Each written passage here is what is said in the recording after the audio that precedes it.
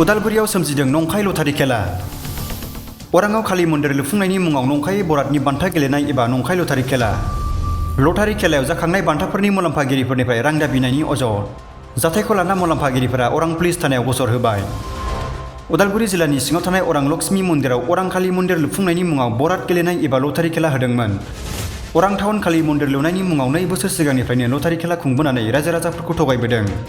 Lottery खेलायाव जाखांनाय बान्थाफोरखौ मुलाम्फागिरिफोरा नोगोद रां होनानैसो लांनो मोनो। बे बोसोरावबो काली मन्दिर लुफुंनायनि मुङाव लटारि खेलाखौ खुंदों। अनलाइननि गेजेरजों माखासे दुथांफोरा नंखायै टिकेट फाननानै रां दाबिदों। 27 मार्च आरो 22 एप्रिल 2026 अक्ट'आव बरादनि गेलेनाय एबा लटारि खेलाखौ खुंफुङो। माखासे दुथांफोरनि नंखायै लटारि टिकेट फानखोमानायखौ फोरमान मोननानै थांनाय 24 अक्ट'आव लटारि खुंफुं आफादनि जथिनदेखा आरो निफु बरुवाया अरां थानायाव गसर थिसनो आरो थाबैनो नंखाय लटारि खेलानि नंखाय टिकेट फानग्रा दायनिगिरिफोरखौ हमनो थाखाय दाबि खालामो। ओनसोलखौ बेबायदि गाज्रि मुङाव लांनाय दायनिगिरिफोरखौ हमनानै साजा होनो थाखाय अरां खौरांगिरि गौतम, अरां सांग्रां थागिरि गौतमनिफ्राय दाबि खालामो। उदालगुरियाव सोमजिदों नंखाय लटारि खेला। अराङाव काली मन्दिर लुफुंनायनि मुङाव नंखायै बरादनि बान्था गेलेनाय एबा नंखाय लटारि खेला।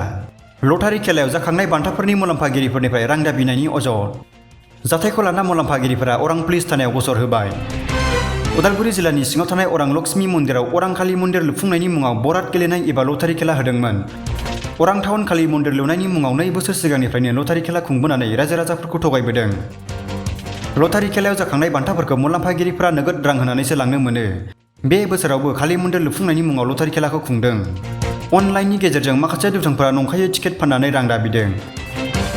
27 मार्च आरो 22 एप्रिल 2026 अक्ट'आव बरादनि गेलेनाय एबा लटारि खेलाखौ खुंफुङो।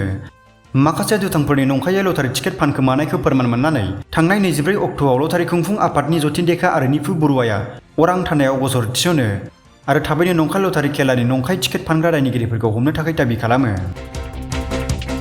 ओनसोलखौ बेबायदि गाज्रि मुङाव लांनाय दायनिगिरिफोरखौ हमनानै साजा होनो थाखाय अरां खौरांगिरि गौतम, अरां सांग्रां थागिरि गौतमनिफ्राय दाबि खालामो।